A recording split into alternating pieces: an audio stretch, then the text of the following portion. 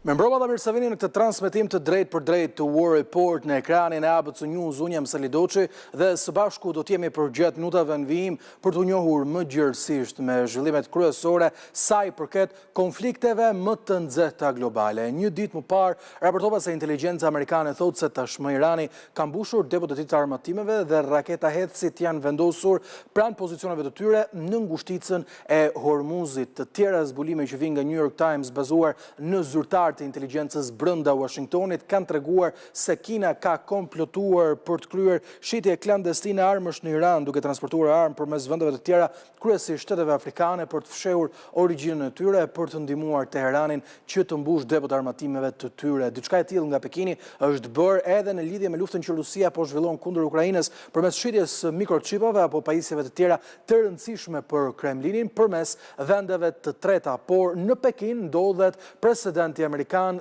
Donald Trump, i cili u takua ditën e sotme me Xi Jinping dhe pati një sër bisedimesh. Një takim 2 orësh ishte ai planifikuar në paraditën e kësaj të enjte, për të vjuar më pas me bankete që u shtruan në nder të pritjes së Trump. Kreu i shtëpisë bardhë ka deklaruar se ka marrë zotimin se Kina nuk do t'i shiste armë Iranit, ndërkohë që ka njoftuar se Kina do të blejë naftë amerikane dhe 200 avion Boeing 737. Megjithatë, Xi Jinping i la Donald Trump një kartë të rëndësishme në duar ditën e sotme, kur i tha se Kina dhe Shtetet e Bashkuara të Amerikës mund të shkojnë në një konflikt të drejt për drejt nëse Washingtoni angazhohet më shumë se ç'duhet me Tajvanin, ishull ky të cilin Kina e ka konsideruar territor të tyre, ndonse është një territor i pavarur dhe Amerika ka interesa jetike sa i përket pikërisht ndaj Tajvanit për shkak se është prodhuesi 85% të çipave në mbar botën. Shkojmë në të tjera informacione, flasim për luftën në Europën lindore mes Ukrainës e Rusisë. Një sulm brutal ka ndodhur në Kiev ditën e sotme, ku kanë humbur jetën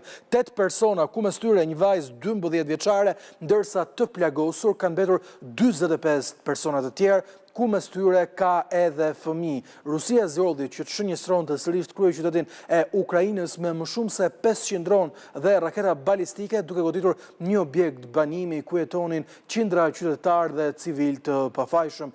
Ekipet e emergjencave vijojnë kërkimet në vendngjarje edhe në këto momente që ne po flasim, pasi 17 persona rezultojnë ende të zhdukur. Pamjet drastike të publikuara nga shërbimet e emergjencave ukrainase, siç është edhe kjo video e publikuar nga presidenti i Ukrainës Volodymyr Zelensky, tregojnë kaosin dhe punën e palodhur që po bëjnë ekipet e kërkim shpëtimit për të nxjerrë sa më shumë të gjallë nga rënojat. Gjatë sulmeve të natës kanë qenë në fakt më shumë se 670 dronë dhe 56 raketa që u qelluan drejt Ukrainës. Sulmet kanë goditur më shumë se 180 vendodhje në mbar këtë vend. Ndërkohë, presidenti i Ukrainës Volodymyr Zelensky ka urdhëruar ushtrinë e vendit të tij që të bëhet gati menjëherë për një hakmarrje të ashpër ndaj Moskës, duke deklaruar se vrasja e civilëve të pafajshëm Ukrainës nuk do të tolerohet. Ndërkohë, sekretari amerikan i Shtetit Marco Rubio, i cili ndodhet në Pekin së bashku me Donald Trump, ka dhënë një sër intervistash për mediat ndërkombëtare, ku njëra prej tyre ka qenë për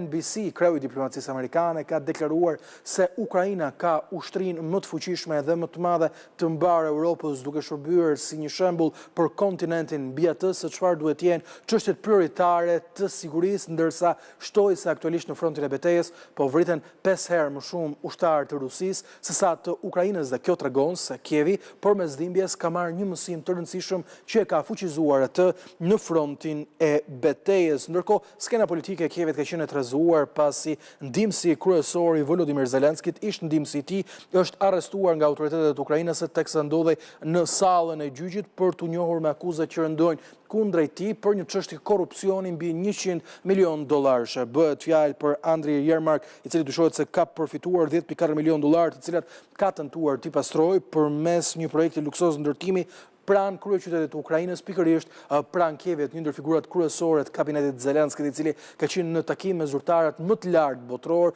si në Bruksel, ashtu edhe në Washington. Ndërkohë, zhvillime të rëndësishme ka edhe nga Rusia. Vladimir Putin, i cili pretendoi se donte paqe, ka nënshkruar një ligj i cili lejon mobilizimin e trupave ushtarak të Rusisë në vende të tjera. Parimisht, projekt ligji parashikon se sipas Moskës do të lejohet ligjërisht të dërgohen trupa jashtë vendit për të mbrojtur qytetarët rusë që arrestohen, hetohen, gjykohen ose abuzohen në çfarëdo mënyre nga shtetet e huaja, gjykatat ndërkombëtare dhe organizata në të cilat Rusia nuk bën pjesë. Drejtësia perëndimore është shndruar në një makineri shtypse për të goditur vendime që nuk përputhen me ato të vendosura nga zyrtarët evropian. Ky projekt ligji, i cili është miratuar tashmë nga Parlamenti dhe pret nënshkrimin e Vladimir Putin për të kthyer në ligj, ka ngritur shqetësimin tek Ukraina.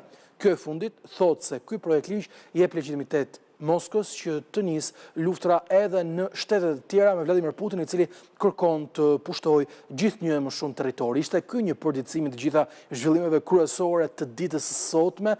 Padyshim, fokusi jon do të jetë tek vizita e Donald Trump në Kinë dhe një mesazh i rëndësishëm që vjen nga ana e Pekinit në një moment jo fort mirë për Washingtonin. Të gjitha këto menjëherë vetëm pas siglës.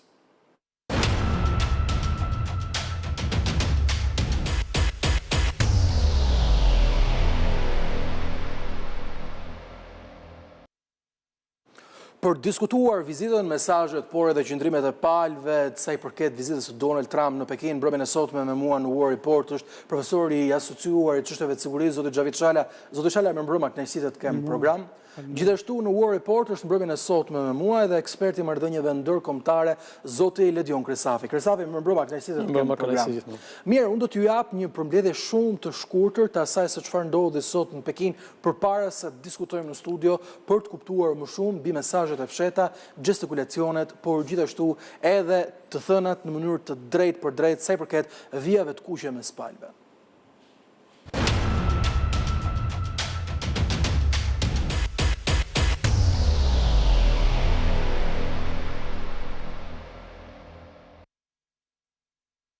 Pas takimit me dyert të mbyllura mes Donald Trump dhe Xi Jinping, presidenti amerikan u nderua me një banket shtetëror, ku të dy liderët mbajtën fjalët e tyre. Si Trump, ashtu edhe Xi theksuan rëndësinë e marrëdhënieve dypalshe, ndërsa bisedimit mes tyre i cilësuan shumë të mira. Trump gjithashtu e oftoi homologun kinez për vizitë në Shtetet e Bashkuara më 24 shtator.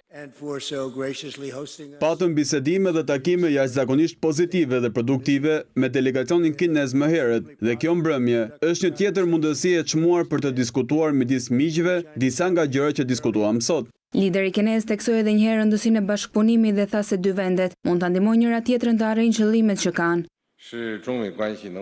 Ne të dy besojmë se marrëdhënia midis Kinës dhe Shtetet e Bashkuara është marrëdhënia më e rëndësishme dypalëshe në botë. Ne duhet ta bëjmë atë të funksionojë dhe të mos e shkatërrojmë kurrë. Ne mund ta ndihmojmë njëri tjetrin të ketë sukses dhe të përparojmë mirëqenien e të gjithë botës. Dy vendet tona duhet të jenë partner, jo rival. Dollit në darkën e ngritur në derë të Trump erdhën pas diskutimeve në një takim dypalësh mes liderëve që zgjati 2 orë. Çështja më e ndjeshme që u diskutua ishte Tajvani. Xi e paralajmëroi Trump se nëse çështja e Tajvanit trajtohet si duhet, marrëdhënie dypalëshe do të gëzojnë stabilitet e përgjithshëm. Megjithatë, nëse jo, të dy vendet rrezikojnë përplasje dhe madje konflikte, duke e vënë të gjithë marrëdhënien në rrezik të madh. Agjencia zyrtare e lajmeve shinua raportoi se Trump dhe Xi shkëmbyen gjithashtu pikpamje mbi situatën në lindjen e mesme, krizën në Ukrainë dhe Gadishullin Korean. Shtëpia e Bardhë tha se pjesë e diskutimit ishte rëndësia e hapjes së ngushtisë së Hormuzit, ndërsa të dyja vendet ranë dakord se Irani nuk duhet të ketë armë bërthamore. Trump shoqërohet në këtë vizitë nga zyrtarët e administratës së tij dhe biznesmen të fuqishëm si Elon Musk, CEO të Nvidia, Boeing, BlackRock dhe Apple.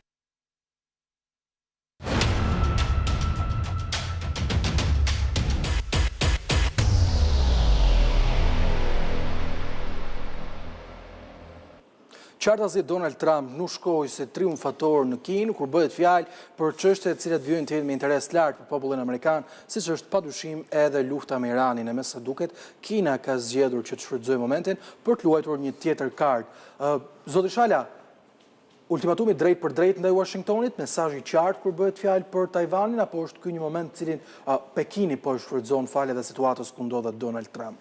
Faktikisht ka bërë, si lajm ka bërë gjirën e botës kjo, sepse nuk ka qenë në stilin e diplomacisë kineze kjo mënyrë komunikimi, sidomos për Tajvanin. Gjithmonë për Tajvanin ata kanë quajtur vit kuqe, në fakt e kanë quajtur gjithmonë, po gjithmonë drejtoheshin me terminologjinë të ruajmë paqen në ngushticën e Tajvanit, të respektojmë konceptin e një Kine, domthonë dhe ka shumë terminologji të tillë, por nuk kanë qenë asnjëherë me një terminologji që kaq luftarake. Kaq luftarake, domethënë. Pra që nëse ne nuk shkojmë mirë, mund të kemi probleme dhe mund të shkojë drejt konfliktit. Më hapur nuk shkon. nuk ka ndodhur ndonjëherë. Dhe kjo tregon që Xi Jinpingu, pavarësisht problemeve që kaloi në vendin e vet, sepse edhe ai nuk është si Trumpi, nuk është se ka pas pak probleme paktën vitin e fundit. Ai goditi një grup generalësh, mbi 10 general kryesor general të ushtrisë. 10 Ish ministrat e mbrojtjes u duan me vdekje. Edhe 2 ish ministrat e mbrojtjes u dënuan, po generalet një herë bënin një goditje siç bëri Stalini në 37-38 me generalet me krye Tukashevsin. Pra bëri një goditje të madhe dhe edhe 2 ministrat të cilët dhe ai duket ai po fiton terren mbrenda Kinës, Xi Jinpingu po fiton me atë shprehjen e tij të famshme apo që ka një vijë politike që mos u bëj zyrtar nëse do të bësh para. Nëse do bësh para ideja është nëse përfshihesh bësh zyrtar do kesh probleme nëse merresh me korrupsion, pra si luftar kundër korrupsionit. Pra për t'ju kthyer aty ku ishim, kjo ishte një nga surprizat në fakt.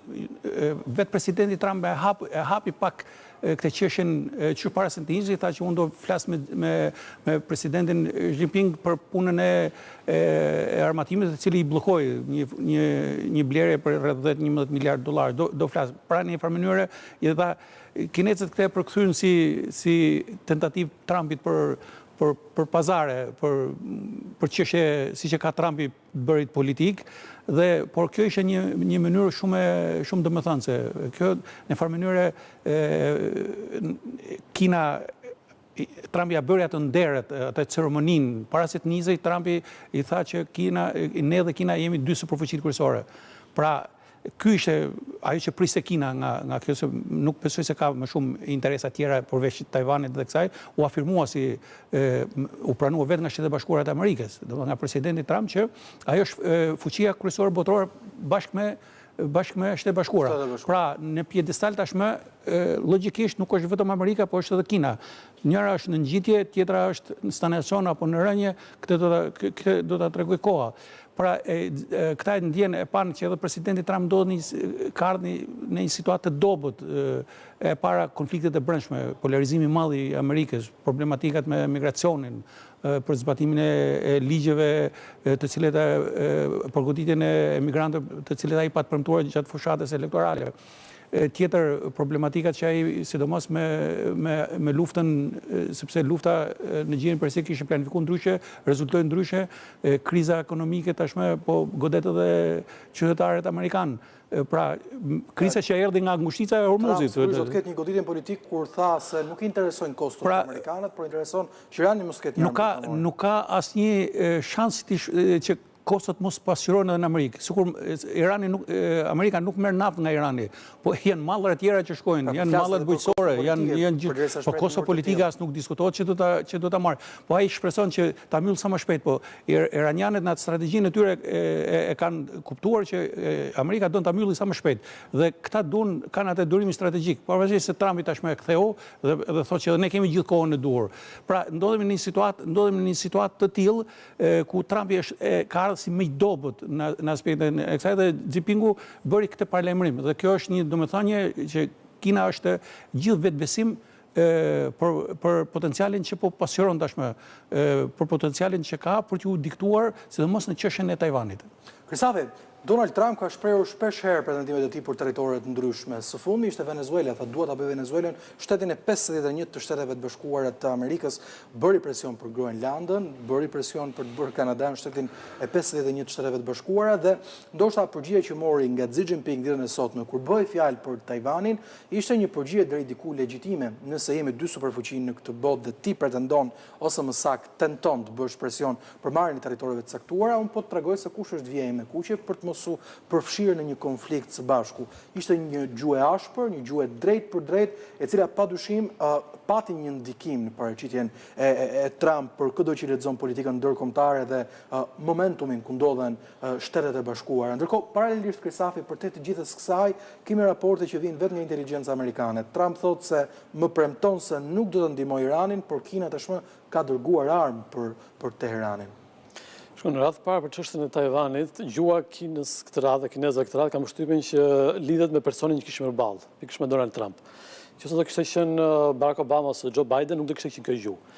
Sepse mënyra se si Donald Trump, le të themi, funksionon në politikën e jashtme, përgjithësisht është një politikë e forcës, duhet thënë, në përgjithësi, dhe kinezët ndoshta mendojnë se narrativa që duhet t'i japin një president të tillë është t'i përgjigjet me forcë në një farë mënyrë.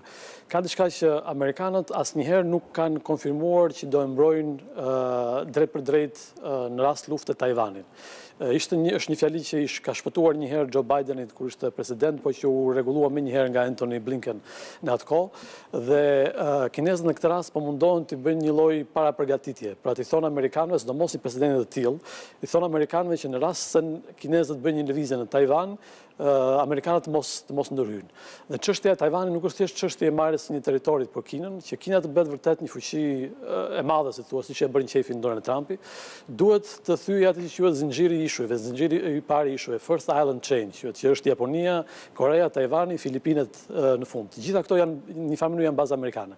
Pra Kina është e rrethuar nga ky zinxhir bazash amerikane dhe për të qenë një fuqi e madhe botërore duhet të thyejë zinxhirin rreth parë duke marrë Tajvanin. Ka një vit, pak le të themi 4-5 vjet të fundit, që inteligjenca amerikane thotë që viti 2027 është viti ku Kina do sulmojë Tajvanin.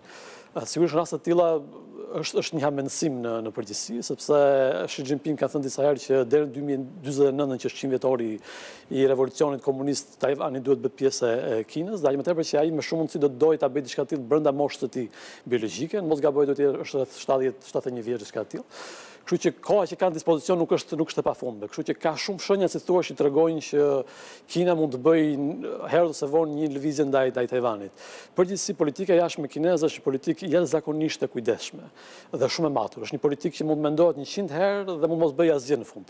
Pra nuk shkon me idenë themin e shqiptarët mendoh shumë dhe bëj si do vet në fund. Është një politikë që mendohet shumë dhe mund mos bëjë asgjë në fund, sepse është shumë e matur dhe shumë e kujdesshme. Pra nuk bën veprime le të themi të pakujdesshme. Pra nëse Kina do bënte një lëvizje për Tajvanin, do të ishin tërësisht të sigurt që mund ta merrnin Tajvanin. Dhe mund ta merrnin aq shpejt para se të vinë amerikanët ndërhyrën në një luftë të tillë me Tajvanin. Ndërhyrja amerikane, akti për ndihmën ndaj Tajvanit parashikon dhënien e ndihmës ushtarake, por jo një përfshirje të drejtë për drejtë. Pikërisht kjo është ideja që amerikanët në asnjë rast asnjëherë nuk e kanë thënë që do ndihmojnë drejt për drejt Tajvanin. Kështu që unë nuk mund të jap një përgjigje të tillë kur nuk ka as vetë amerikanët nuk kanë dhënë një përgjigje të tillë nëse do ndihmojnë apo jo Tajvanin. Përshtypja ime është që duhet ta ndihmonin, sepse nëse Tajvani do të merrte do ishte një lloj thyerje e hegemonisë amerikane në Azinë e Largët dhe një shtet i cili dëshiron të bëhet fuqi botërore në fillim do të jetë hegemon ose të jetë hegemon në zonën e vet, në rajonin e vet, dhe Kinës për të qenë hegemon në rajonin e vet duhet të marrë Tajvanin. Për sa i përket çështjes së Iranit, ka një gjë që shumica dërmuese e raketa balistike iraniane bëhen me materiale që vijnë nga Kina. Sidomos raketat balistike që janë në versionin më të fundit, ato bëhen një pjesë shumë të madhe me materiale që vijnë nga Kina. Kështu që nuk është në një çudi e madhe nëse Kina i ka ofruar Iranit armatime të çfarëdo lloji, sepse një pjesë e madhe e programit balistik iranian është ndihmuar nga Kina.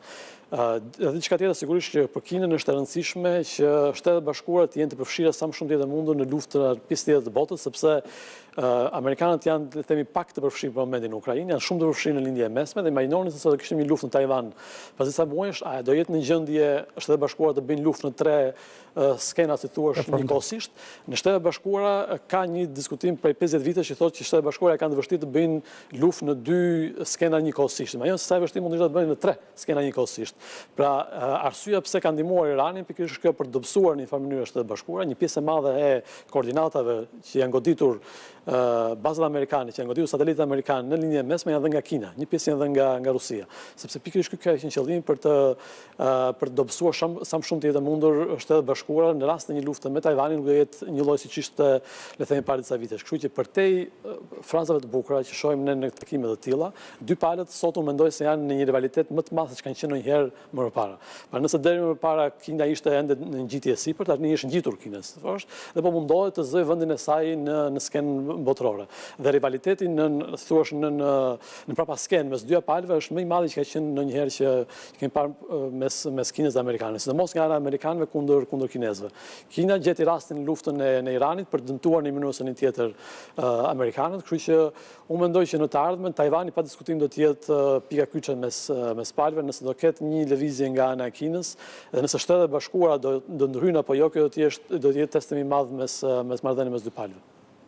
Të edhi qartë. Ndërkohë, profesor Shala, thash në kryet herës se Trump nuk shkoi si triumfator kur bëhet fjalë për Iranin sa i përket kësaj lufte, me cilën Shtetet e Bashkuara nuk arritën dot të gjenin gjuhën diplomatike dhe pritet të ketë një rinjisje të luftimeve. Po lexoja ditën e sotme se fabrikat kryesore të prodhimit dhe të kontraktimit për prodhimin e municioneve amerikane kishin shprehur se po hasin mjaft vështirësi sa i përket mineraleve të ralla për raketa të ndryshme si Tomahawk apo edhe njësi të tjera jetike. Dhe krahas Iranit, ku kemi dëshmi të inteligjencës amerikane se ka një ndihmë të Shteteve të Bashkuara, në raport me Kinën, është Trump aktualisht në këtë vizitë, apo do të largohet në këtë vizitë, si një fitues apo si një humbës i momentet?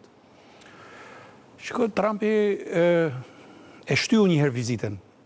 E shtyu me mendimin që do shkoj si fitimtar në Pekin. Po në fakt me zhvillimet që ndodhen, me luftimet pushuan, fillojan pushimi, po nuk është se Trumpi shkoj si fitimtar i luftës në lindjen e mesme.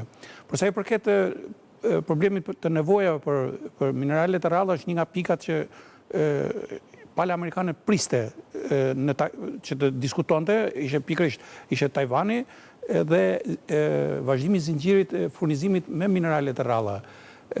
Mineralet e ralla e bërë një tentativë dikur presidenti Trump në momentin e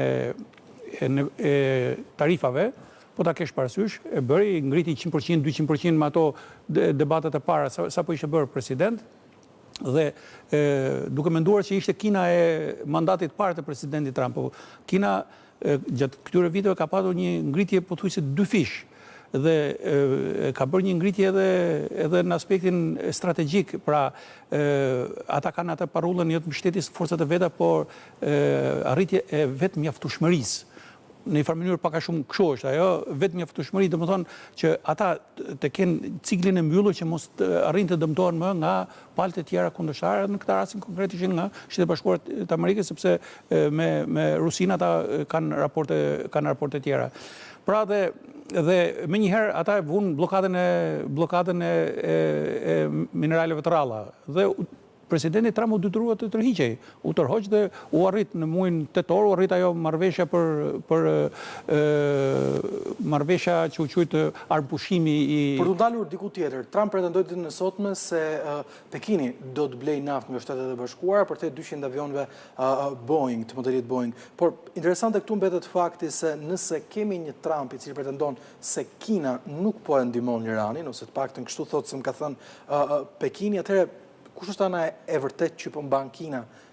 Kemi një Kinë e cila zgjedh të armatos Iranin për një vimësi të kësaj lufte, apo kemi një interes vërtet Pekinit për ta mbyllur këtë konflikt dhe për të ndihmuar Shtetet e Bashkuara në diplomaci? Kina, po ta shohësh, janë dy interesa që bien, mund duket pak paradoksale, po bien edhe ndesh me njëri tjetrin. E para, Kinës i intereson një situatë e qetë. Një situatë e qetë sepse ekonomia kineze është në ekspansion dhe një situatë lufte, qoftë në gjirin përsik, i krijon probleme. Domethënë nuk mund të zhvillohet aktiviteti ekonomik, investimet e tjerë në kushte normale. Pra në këto kushte Iranit ai mund t'i bëj presion Iranit për të arritur ato një armpushim, jo armpushimin në këtë rast, po për të negociuar, pra për të pranuar negociata. Bile ka një deklarat sot po nga presidenti Trump që Kina ka rënë dakord ose është dakordsuar me ne që kanali i Hormuzit, apo mushica e Hormuzit nuk do të tatohet, pra nuk do të vijnë çmime. Imagjinote tash ku ka arrit puna të diskutojnë dy superfuqitë më të mëdha të botës, diskutojnë për një kusht që nuk ka qenë fare në marrëveshjen e 2015-s. Pra kur ka patur liri lundrimi, nuk ka patur probleme fare në këtë fushë. Dhe kjo tregon, domethënë, se ku po shkon Irani, në një farë mënyrë. Dhe Irani, ato që në një farë mënyrë duket sikur prisha marrëveshjes së 2015 i bëri më mirë me atë logjikën e tyre, pavarësisht humbjeve katastrofike që kanë mësuar, po në fund fare ata psikologjik kanë ata. Domethënë ata mund ta rrafshosh dhe ata thotë nuk dorëzohemi. Dhe këto gjëra duhet ishin marrë parasysh kur u bë gjithë kjo ndërhyrje. Pra njëra anë është që kinezët kanë interes që të ketë paqe. por edhe nëse nuk ka paqe, ka një interes saktuar për të mbajtur amerikanët të angazhuar. Po, për të mbajtur amerikanët. Ata e provuan të paktën ndërhyrjen të paktën 2 kompani kineze, jo kompani ushtarak, po janë kompani civile të satelitëve, janë penalizuar sepse ishin ato që dërgonin dhënat satelitore të vendodhjes të njësive ushtarake, të lëvizjes së mjeteve, të avionëve e tjerë, i dërgonin Iranit. Këta amerikanët e kanë zbuluar dhe kanë penalizuar 2 kompani. Kurse kjo është interesante, kjo që Kina ka punuar nëpërmjet palëve të reta për t'i dhënë armatim. Trumpi tha sot, deklaroi që presidenti më ka dhënë fjalën, po e themi kështu, më ka dhënë fjalën që nuk do dërgojmë armatim. Tash kjo do duket. Xi Jinping thot, unë ja dërgova Afrikës, Afrika ja dërgoi. Po, Afrika e din se çfarë bën Afrika vetë. Ka një dalje nga kjo situatë. Mirë, do të shkojmë një shkputje shumë të shkurtër publicitare për të rikthyer në pjesën e dytë të programit dhe për të ndalur tek një tjetër konflikt ku Vladimir Putin pretendoi se donte paqen, ndoshta deklarata më e drejtë për drejtë e tij, por çfarë ndodhi sot në Kiev tregon në fakt tërësisht të kundërtën. Shkëputemi dhe kthehemi pas pak.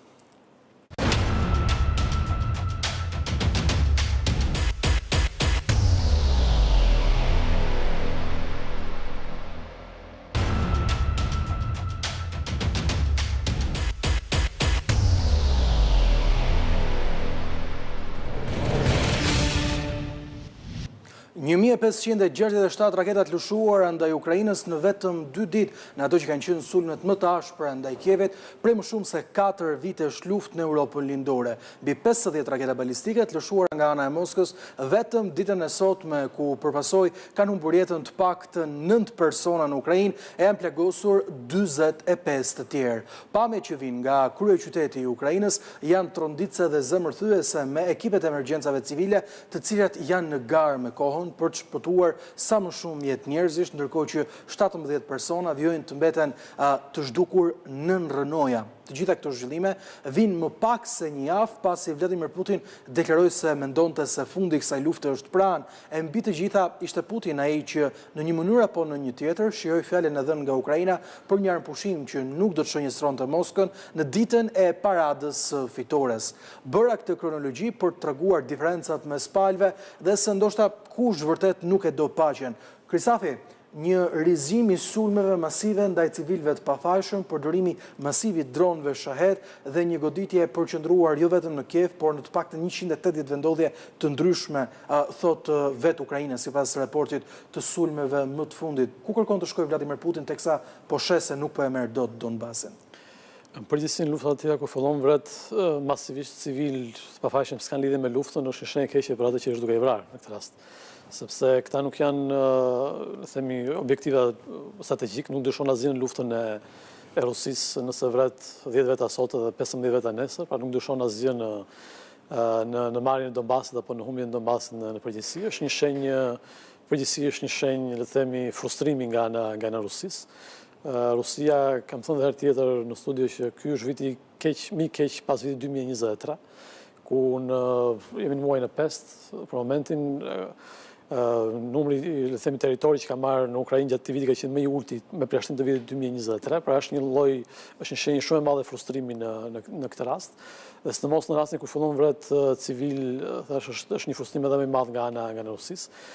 Vladimir Putin nuk është një person i cili mund të merret seriozisht ose mund të besohet. Fakti thotë që lufta është afërfund ose duhet paqe, nuk është absolutisht një motiv që mund ta marrim seriozisht, thuash Putin është një person që në 25 vite në pushtet ka thënë jashtëzakonisht shumë gjëra, madje është një person ku 2 ditë pas se fillonte lufta në Ukrainë i thoshte presidenti francez Macron që nuk kam dërmend të sulmoj Ukrainën, në njëjta gjë vlen edhe për Sergej Lavrov në ato ditë para fillimit të luftës, kështu që fjalët e tyre për paqen apo për fundin e luftës nuk do të marrë për bazë, si thua, sepse nuk janë të sinqerta në asnjë rast. Unë e shoh në radhë parë si një shenjë frustrimi shumë të madh të Rusisë, goditjes sidomos ndaj civilëve, sepse nuk janë objektiv strategjik, nuk dyshojnë asgjë në luftën e Rusisë, dhe aq më tepër që përgjithësi Rusia, dhe themi deri diku nuk se them që e ka mbajtur dorën në fjalë madhe, por mund ka pasur potencialin për të vrarë shumë civilë, si thua, për të bërë një goditje shumë të mëdha gjatë këtyre 4 viteve dhe në një mënyrë ose në tjetër është përpjekur ta kufizoj, sepse me idenë që nëse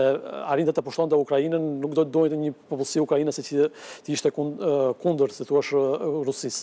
Fakti tashmë kanë filluar për vrasin, me kanë parë madje gjatë javës së fundit, jo vetëm ditën e sotme të djeshme, kanë vrarë më shumë civilë se sa zakonisht. Unë mendoj se e kuptojnë që Ukraina nuk do jetë, si thua, pjesë e Rusisë, e kuptojnë që nuk do të pushtojnë ndonjëherë Ukrainën dhe atë lloj frustrimi, atë lloj inati që kanë nga ajo që është duke ndodhur në terren, po mundohen t'ia kalojnë civilëve Ukrainës. Një prej pamjeve më qesharake, thua, tragjike sigurisht, për qesharake për luftën në Rusi, luftën në Ukrainë, është një raketë kalibër e cila kishte përfunduar në apartamentin e në Kiev e pashpërthyer, gjë që është, thua, një pamje qesharake në rast të tillë, sepse kalibri është një raketë e madhe, është një raketë e rëndësishme, strategjike e tjerë e Rusisë dhe përfundoi në një apartament, thua, në Kiev, ose është bërë një gabim i madh në këtë rast nga ana e koordinatave të Rusisë, ose është krejtësisht e qëllimshme pikërisht për të vrarë civilë deri për drejt. Mund të ketë një shpërthim të mëvonshëm të raketës? Raketa ishte lëvizur sigurisht nga apartamenti, nuk ishte shpërthyer në brenda apartamentin, por në këtë rast tash ose Rusisë ka filluar nuk po i funksionojnë koordinatat në mënyrë të siç funksionojnë më parë, sepse shumë dronë, shumë raketa përfundojnë në përpallate dhe në përgjithësi në raste të tilla lufta ose mos nga ana e Rusisë, mendoj që një raketë kalibër për shembull që përfundon në apartament është një raketë e humbur. Në kuptimin që ajo raketë mund të kishte goditur një fabrikë, mund të kishte goditur një del municionesh të tjerë, dhe ishte shumë strategjike dhe shumë e rëndësishme për Rusinë. Ndërkohë që në momentin që përfundoi raketa të tilla ose dronë në apartamente nuk fiton absolutisht asgjë përveç shton inatin dhe zemërimin nga ana e Ukrainës. Teti qartë. Ndërkohë, profesor Shala, për dalur në një tjetër tezë apo një tjetër këndvështrim, Donald Trump tha teksa nisej për në Pekin se e vetmja pa dakordsi që kanë me Vladimir Putin është se ai nuk mund ta marrë të plot Donbasin. Ajo goditjet e fundit të Rusisë, një goditje jo vetëm për Ukrainën, por edhe për presidentin Trump, i cili duket se përballet me 3 sfida kryesore: luftë Rusi-Ukrainë, situatën në lindjen e mesme, e së fundmi edhe me takimin e Pekinit. Shiko, kjo në faktikisht është kjo masakër që kanë bërë ata edhe të lëshosh 1567 dronë dhe 56 raketa në një periudhë shumë shkurtër, diçka më shumë se 24 orë, është një shej për një hakmarrje të madhe dhe kjo siç duket është shpërblimi për Ukrainën për dakordsinë e armëpushimit që i dha për 9 majin. Në një farë mënyrë është një hakmarrje. Mund të mos ja kishin dhënë, po Ukraina si t'u treguan ndërhyrje Amerika dhe edhe kjo në një farë mënyrë tregon është për t'i dhënë një mesazh edhe presidentit Donald Trump, domethënë ti ndërhyer për këtë, po ja se që bëjnë ruset. Pra në vetëm 30 tetor kemi pasur 1567 raketa dhe 500 pra dronë më saktë për të qenë korrekt dhe 56 raketa kryesisht balistike. Kjo hakmarrje e Putin duket është edhe duket mesazhet apo feedbacku që ai ka marrë pas atyre që tha për të bërë paqe, duket nuk e kanë marrë si dobësitë presidentit Putin, si dobësitë Rusisë dhe ai ka dashur t'jap përsëri mesazhin që shikon ne po tërhiqemi ose duam të bëjmë paqe, po nuk po e bëjmë nga dobësia. Do të japi mesazh që do bëjmë paqe, po në pozita force. Në të vërtet Rusia është në pozita dobësie.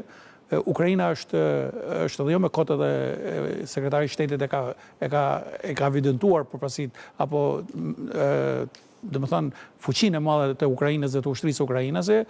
Ukraina sot është, po e themi, gati shteti lider në botë për